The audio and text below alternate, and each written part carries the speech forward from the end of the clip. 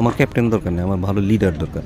আমরা নর্মালি বেশিরভাগ ছেলে ছিলাম মাঠকেন্দ্রিক ক্যাপ্টেন, শুধু মাঠটাই। লাস্ট সিরিজে আমার সাথে লিটন আসছে, লিটন এসে আমার সাথে প্রায় 3 ঘন্টা কথা বলছে। স্যার আপনি একটু চুপ হয়ে গেছেন কেন, আপনি ছেলেদের সাথে একটু।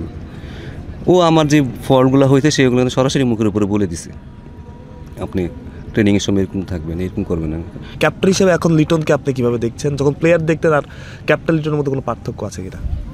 লিটনের ক্যাপ্টেন্সি তো শুরু করছে হয়তো কুমিল্লা থেকে, কারণ আমার কাছে মনে হয়েছিল যে ওর সাথে কথা বলে ইন্ট্রোভার্ট ছেলে ছিল, কথা কম বলতো, দেখলে মনে হতো সবাই একটু মিসআন্ডারস্ট্যান্ডিং করে, কথার মধ্যে রসকস কম ছিল।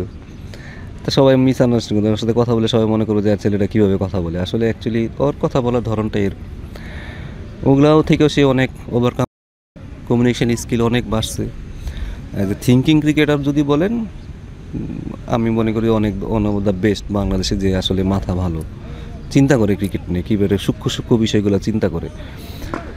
সো যেটা ক্যাপ্টেন্সিতে তার প্রচুর হেল্প করবে, এবং সেই সাথে তার যদি কমিউনিকেশন স্কিল আরও বেটার হয়, সে আরও ভালো ক্যাপ্টেন। কারণ ক্যাপ্টেন তো কোনো সময় আসলে না দিলে তো বোঝা যাবে না। সো ডে বাই ডে সে ইমপ্রুভ করতেছে, ভবিষ্যতে আরও ইমপ্রুভ করবে। এখন যেই নর্মালি যে কোনো ক্যাপ্টেনকে আপনি শান্ত বলেন, মিরাজ বলেন, যারা যেই ফর্মেটে করছে, তাদেরকে আসলে একটু সময় না দিলে তারা ভালো ক্যাপ্টেন হয়ে উঠতে পারবে না, কারণ এটা এক দুই সিরিজের বিষয় না।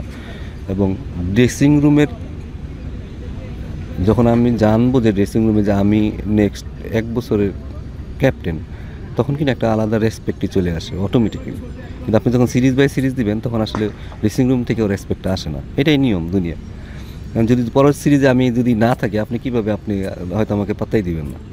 তো আমার মনে হয় যে তাদেরকে একটু সময় দিলে তারাও ভালো ক্যাপ্টেন হবে, এবং তারা বুঝতে পারবে, এবং তারা দীর্ঘমেয়াদী পরিকল্পনা কীভাবে টিমটাকে আগায় নিতে পারে। তবে লিটনের পরিকল্পনা খুবই ভালো, টি20তে কীভাবে সে টিমটাকে আগায় নিছে, এবং এই যে প্লেয়ার ধরেন মোটামুটি সবাইকে ঘুরে ফিরে খেলানো, এইসব চিন্তাধারা, পেস বলারদের রেস দিয়ে খেলানো। মুস্তাফিজ ছাড়া হইলে আমরা কীভাবে, মুস্তাফিজ তাসকিনে ছাড়া আমাদের খেলতে হবে, কারণ ওরা যে কোনো সময় ইনজুরি হতে পারে, তাদেরকে ছাড়া তো আমাদের খেলতে হবে। তো এই ধরনের আসলে ছোটো ছোটো চিন্তা কিন্তু লিটনের মাথা থেকে আসছে। আমার তার মানে তার সঠিক পরিকল্পনা নিয়ে সে কিন্তু ওয়ার্ল্ড কাপ পর্যন্ত সে চিন্তাভাবনা করছে। তো আমার মনে হয় যে আস্তে আস্তে আরও বেটার হবে।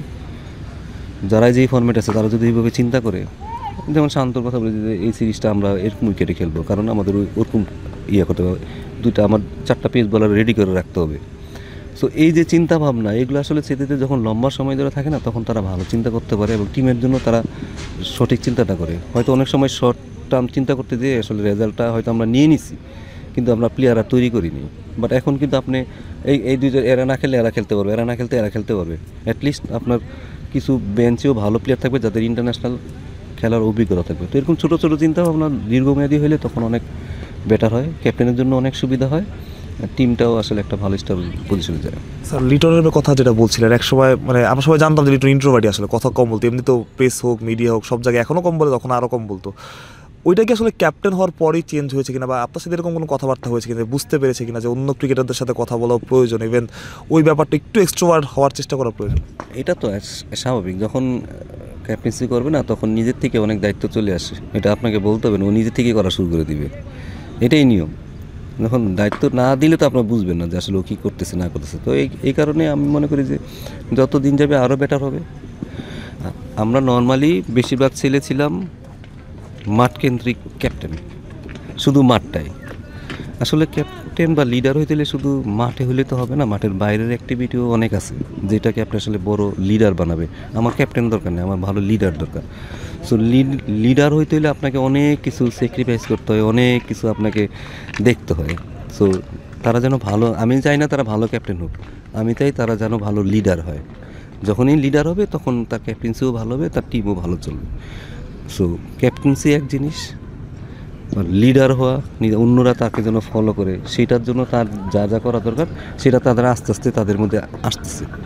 যেহেতু আগে তো ধরুন শর্ট টার্ম ক্যাপ্টেন্সি করছে, এই কারণে আসলে ওইভাবে চিন্তাও করে না। যখনই লম্বা হয়েছে তখনই তাদের ভিতরে এগুলা অটোমেটিক্যালি গড়ে উঠতেছে। তো আমার মনে হয় যে এইভাবেই আস্তে আস্তে লিডার তৈরি হবে। লিডার কখনো তো আপনি এক সিরিজ দিয়ে কখনো পারবেন না। স্যার আপনাকে মনে হয় যে অনেক সময় হয় যে ক্যাপ্টেন একজন হলো বাট তার গ্রহণযোগ্যতা নেই, বাট লিটনের গ্রহণযোগ্যতাটা আসলে সময়ের সাথে বাড়ছে? এটা সব কিছুই ডিপেন্ড করে আসলে আপনি কীভাবে টিমটা চালাচ্ছেন। আর দিন শেষে আলটিমেটলি রেজাল্টটাও লাগবে। অনেক সময় আছে অনেক ভালো লিডার কিন্তু রেজাল্টটা আসে না, তখন আপনার আসলে ক্ষমতা দিনকে দিন কমে যাবে। আপনি যখনই হারবেন তখনই আপনার ভিতরে আসলে ক্ষমতা আসে না। যেহেতু জিততেছে এর উইনিংটাও একটা ম্যাটার করে বিষয়, এবং কীভাবে উইন করাইতে হবে সেটা যখন করতে পারবে তখন আস্তে আস্তে সেও তাদেরও অনেক বেটার হবে। তো আমার মনে হয় যে দিন শেষে আমাদেরও তো রেজাল্ট লাগবে, রেজাল্ট ওরিয়েন্টেড যেহেতু খেলা, এটা যেহেতু টপ লেভেলে খেলতেছেন আপনি রেজাল্ট যত রেজাল্ট দিতে পারে নিজে পারফর্ম করবে, দিন শেষে সব কিছু আসলে নিজের নিয়ন্ত্রণের ভিতরে চলে আসবে। যদি আমি কম্পেয়ার করি যে আগের কয়েকটা সিরিজ থেকে অনেক কথা আমরা শুনতাম সিরিজের ভিতরে এটা হচ্ছে ওটা হচ্ছে, এবং সিনিয়র ক্রিকেটার থাকাকালীন এরকম কথা শোনা যেত। এখন সেটা কম আসে, হয়তো আসে বাট কম আসে। কিন্তু তারপর আসলে লিটন দাসের ওই অভিযোগটা যে ওনার সাথে কথা না বলে আসলে একজন ক্রিকেটার নেওয়া বা একজন ক্রিকেটারকে বাদ দেওয়া, এটা আসলে আপনি কীভাবে ডিফাইন করবেন? দেখুন এইখানে আমাদের অনেকটা রোল আছে, আমাদের বলেন যে ম্যানেজমেন্ট বলেন, আমাদের সাইড থেকে অনেক রোল আছে। ওইটা আমার মনে হয় এটা আমরা অবকান করে ফেলছি এবং খুব সুন্দরভাবে। এখন যেহেতু রাজ্জাকও আছে ড্রেসিং রুমে, বোর্ড ডাইরেক্টর আছে, এখন ছেলেদের অ্যাক্সেসটাও ভালো হবে। এটা বেটার করার জন্য বোর্ড যেহেতু করছে, আমার মনে হয় এটা ব্যাটারি হচ্ছে, এবং অনেক সময় মিসআন্ডারস্ট্যান্ডিং হয়ে যায় কমিউনিকেশন গ্যাপের কারণে। সো এইগুলা যেহেতু ছোটোখাটো হয়েছে, এবং ওইটা নিয়ে পড়ে থাকলেও তো চলবে না। এটা লিটনকেও বেটার করতে হবে, ওই সাইড থেকেও বেটার হয়, সব দিক থেকে যেন বেটার হয়, এবং সেটা আমার মনে হয় যে আমরা খুব তাড়াতাড়ি খুব দ্রুত এটা করে ফেলতে পারছি। এখানে বললাম যে এখানে আসলে আমরা যারা কাজ করি লোকাল দেশ, তাদের অনেক ভালো রোল প্লে করতে হয় বোথ সাইডে। তো আমার মনে হয় যে এটা খুব ভালো একটা সুন্দরভাবে শেষ হচ্ছে, এবং এটা বলবো যে এটা আর হবে না আমার ভবিষ্যতে, আমি মনে করি এইভাবে আসলে কাজ করতে হবে।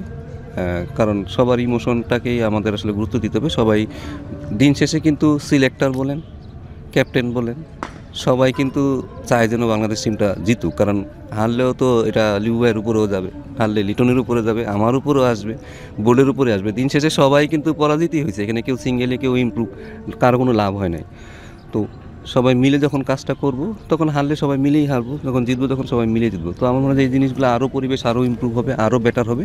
আর ড্রেসিং রুম বলেন, যখন আপনি আসলে আস্তে আস্তে ইমপ্রুভের দিকে যাবেন না, তখন পরিবেশ আস্তে আস্তে এমনি ভালো যায়। ছেলেরা যখন বুঝতে পারবে যে না আসলে দিন শেষে টিমটাই আমার ইম্পর্টেন্ট, তো ওই উপলব্ধিটা তাদের মধ্যে অনেক আসতেছে এবং ভবিষ্যতে আরও ভালো আসবে।